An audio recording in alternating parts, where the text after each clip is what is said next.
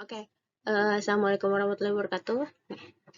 Seperti janji saya mau buat video pelajaran untuk permintaan sama penawaran. Sorry banget, it's too late. Saya apa ya? Ya intinya agak sibuk lah gitu, tapi saya tetap berusaha untuk tepatin diri saya ya. Oke, seperti yang saya udah bilang, minggu-minggu ulangan ya. Ini materi-materi yang akan keluar di ulangan. Sebenarnya materi sama kayak waktu di kelas kemarin ya. Cuman kan mungkin ada beberapa yang udah lupa dan request pengen dikasih video pembelajaran, jadi saya buatin ini untuk kalian gitu. Oke, kita next aja ya. Oke, ini nggak usah. Kita next aja. Udah absen. Oke.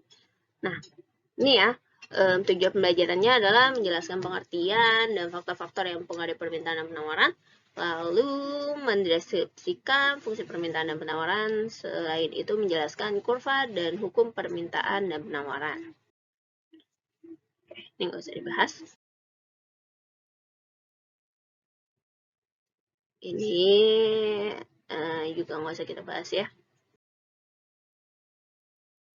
Kita langsung aja ke materinya. Oke, kemarin waktu di kelas saya sudah sempat singgung ya apa itu permintaan, dan sekarang saya akan singgung lagi. Kalian bisa lihat dari gambar ini. Di sini ada gambar di mana seorang penjual menjual barangnya dan seorang pembeli membeli barang dari penjual. Nah, ini permintaan ini ada sangkut pautnya dengan gambar ini ya. Di mana di antara kedua orang ini, penjual dan pembeli ini, ada yang melakukan permintaan barang. Nah, siapakah yang melakukan permintaan barang? Pasti kalian udah tahu ya siapa yang melakukan permintaan barang. Yang melakukan permintaan barang itu adalah yang membeli barangnya alias konsumen. Ya. Nah, jadi konsumen ini ketika membeli barang itu dia sedang melakukan sebuah permintaan. Ya, permintaan barang kepada si produsen. Nah, ketika si penjual ini barangnya ada, maka mereka membeli. Ketika tidak ada, ya mereka berarti tidak membeli. Itulah yang disebut dengan permintaan. Ya. Atau pengertian lainnya, permintaan itu adalah jumlah barang atau jasa yang diinginkan konsumen. Ya. Saya tekankan yang diinginkan konsumen, bukan yang diinginkan produsen ya, tapi yang diinginkan oleh konsumen. Kita sebagai orang yang beli pada tingkat harga dan waktu tertentu. Oke, di sini ada contoh dari kuantitas dan harga suatu barang ya. Misalkan di sini ketika kuantitasnya 0 harganya 500, ketika kuantitasnya 2 harganya 400, dan seterusnya ya, sampai di bawah. Nah, kalian bisa lihat di sini, semakin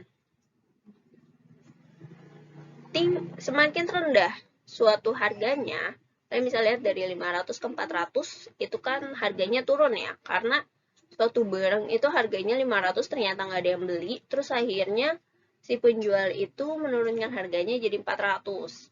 Kita sebagai pembeli ketika harga murah, kita pasti akan membeli barangnya ya. Nah, ternyata ada yang beli nih jadi 2 orang. Ketika harganya semakin turun jadi 300, yang beli jadi 4 orang. Dan seterusnya sampai harganya mencapai 0. Yang beli itu adalah 10 orang.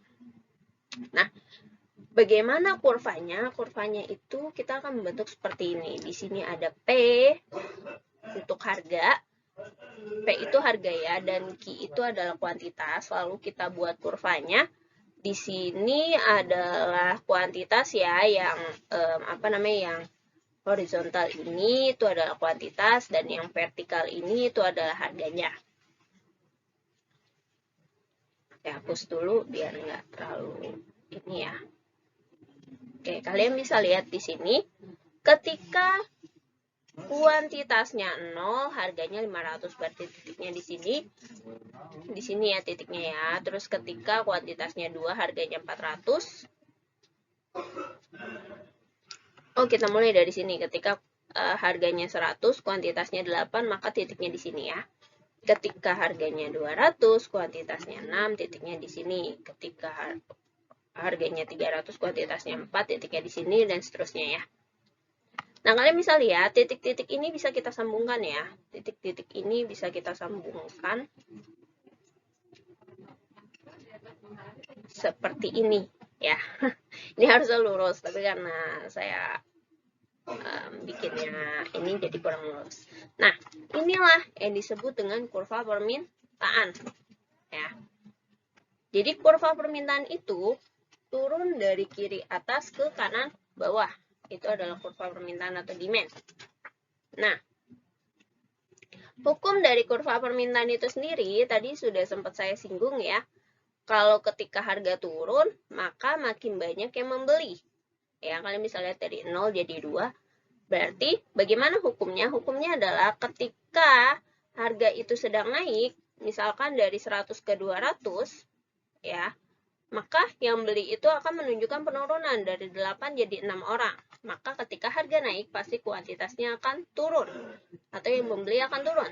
Ketika harga turun, kuantitasnya akan naik. Nah, hubungan antara harga dengan kuantitas di permintaan itu hukumnya adalah hubungannya negatif.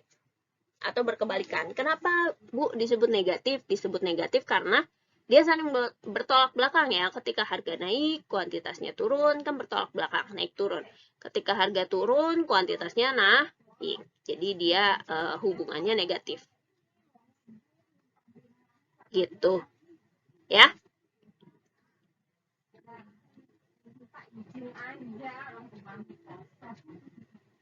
Oke.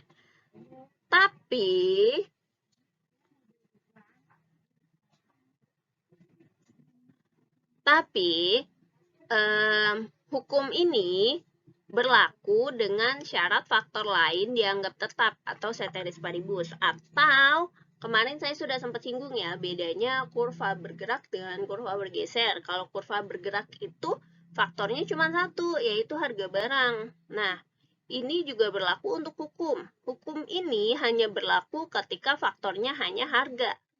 Ya, faktornya hanya harga barang. Harga barang itu sendiri. Ketika faktornya bukan harga barang, maka hukum ini tidak akan berlaku. Saya garis bawahi ya, harga barang tapi harga barang itu sendiri.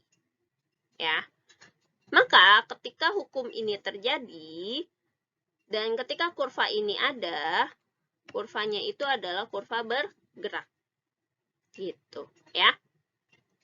Jadi kurva bergerak itu hanya terjadi ketika faktornya hanya harga barang itu sendiri, dan hukum permintaan juga hanya terjadi jika faktornya hanya harga barang itu sendiri.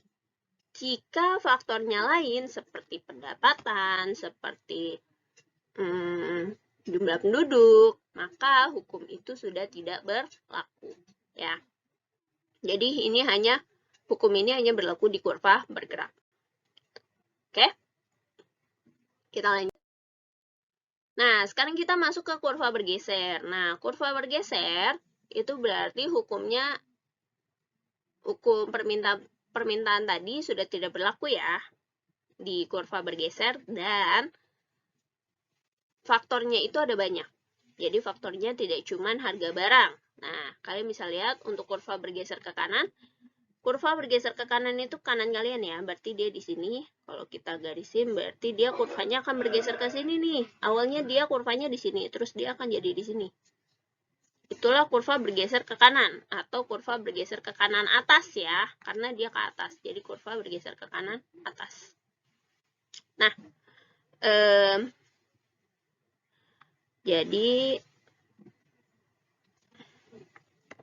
nah, seperti ini ya, kurva bergeser ke kanan atas, kalian bisa lihat.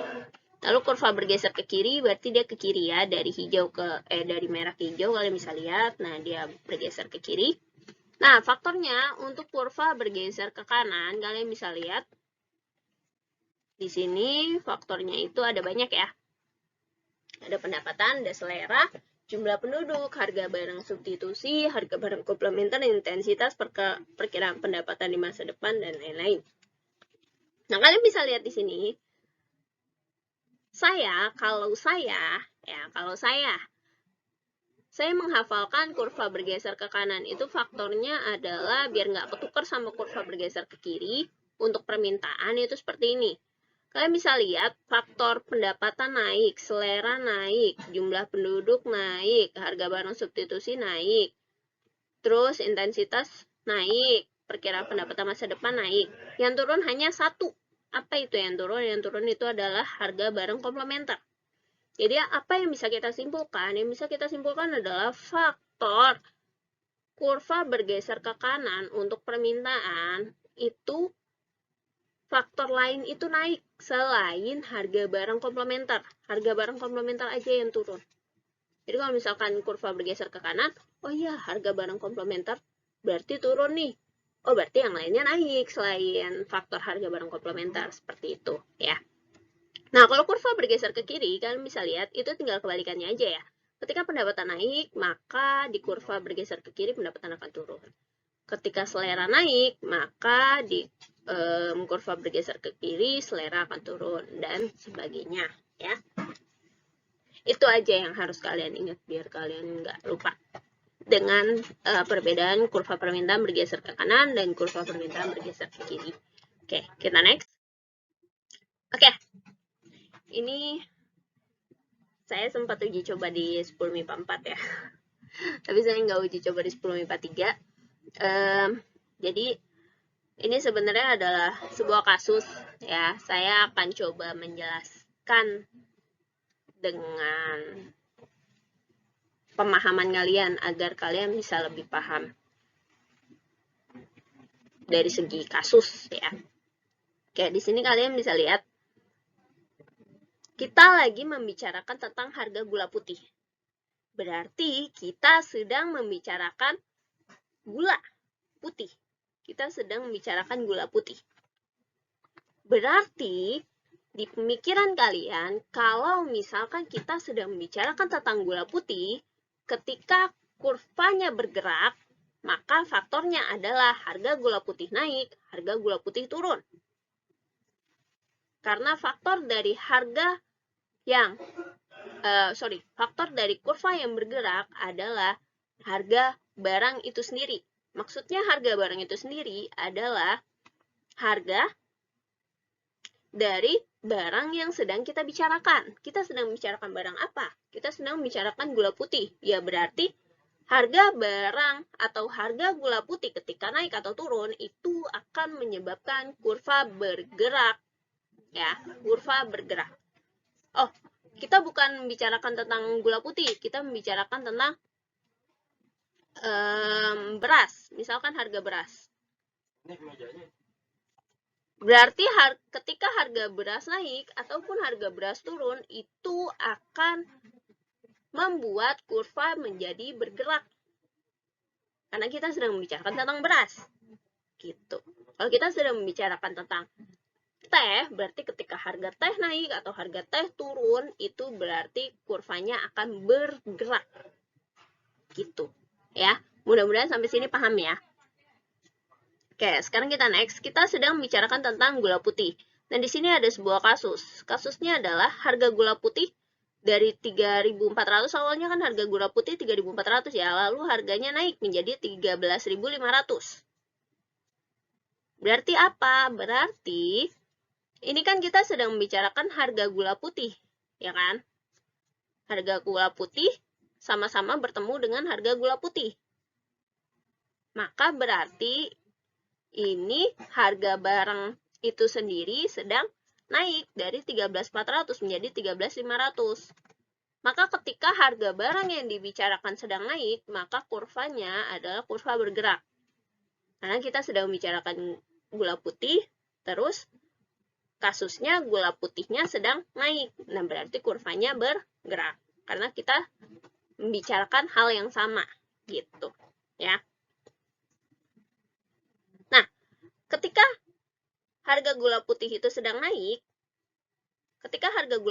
sedang naik, berarti kan kita sebagai konsumen itu nggak mau beli dong, pasti permintaannya akan turun. Makanya di sini jumlah permintaan barangnya turun, gitu ya.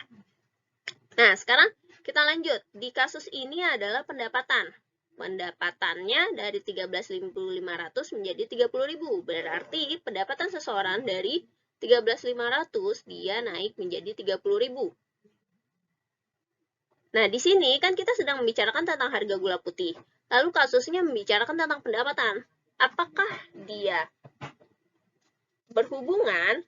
Dia berhubungan ya, tapi yang satu membicarakan tentang gula putih, yang satu membicarakan tentang pendapatan, tidak sinkron. Kalau misalkan tidak sinkron, berarti kurvanya adalah kurva bergeser. Ya. Karena yang satu membicarakan gula putih, yang satu membicarakan pendapatan. Kalau yang atas kan tadi ini membicarakan gula putih dan kasusnya juga membicarakan gula putih, maka kurvanya bergerak. Begitu.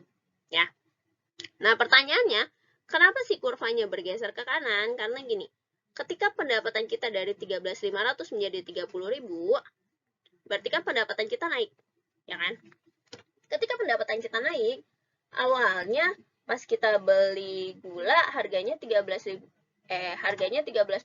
pendapatan kita cuma 13.500, kita cuma bisa beli satu gula, ya kan? Terus ketika pendapatan kita naik jadi 30.000, berarti kita bisa beli gula lebih dong. Kita bisa beli gula 2, ya kan? Maka jumlah permintaan barangnya pasti akan naik. Nah, ketika jumlah permintaan barang itu naik, maka kurva akan bergeser ke kanan. Nah, itu yang harus kalian ingat. Kalau permintaan barang naik, maka kurva bergeser ke kanan. Kalau permintaan barang turun, maka kurva akan bergeser ke kiri. Gitu. Ya, itu yang harus kalian ingat. Oke, di sini ada contoh lagi. Nah, di sini kita masih membicarakan harga gula putih, dan kasusnya di sini tentang jumlah penduduk. Berarti kan dia nggak ada hubungannya ya, maksudnya yang satu ngomongin gula putih, yang satu ngomongin jumlah penduduk. Maka dia nggak mungkin kurvanya bergerak, pasti kurvanya bergeser. Nah, pertanyaannya dia bergeser ke mana? Ke kanan atau kiri? Kita lihat jumlah penduduknya kan turun nih. Dari 100 jadi 900. Jadi 90, berarti kan jumlah penduduknya turun kan? Ketika jumlah penduduknya turun, logikanya awalnya jumlah penduduk di Indonesia itu ada 100 juta orang nih. Yang beli gula berarti 100 juta orang kan. Ketika penduduknya turun, jadi 90 juta orang, maka yang beli gula akan naik atau turun? Pasti akan turun kan, yang beli gula. Maka jumlah permintaannya pasti akan turun. Nah, ketika jumlah permintaan turun, ya berarti kurvanya bergeser ke kiri. Karena permintaannya turun. Gitu. Paham ya? Gitu. Begitupun dengan yang lainnya. Itu ya inti dari kurva bergeser ke kanan dengan ke kiri. Oke. Nggak perlu. Oke. Ini saya ada kuis, kalian boleh ngerjain sendiri kuisnya. Ya, kalau mau tanya jawabannya bisa chat saya. Misalkan nih kalian udah ngerjain kuisnya, tapi ya ini buat kuis mandiri aja ya, buat buat latihan kalian aja. Ini nggak akan saya kasih nilai, cuman ya buat latihan kalian. Kalau memang kalian butuh jawaban benarnya bisa chat saya gitu. Ini ada kuis 1, lalu ada kuis 2 ya, lalu ada kuis 3,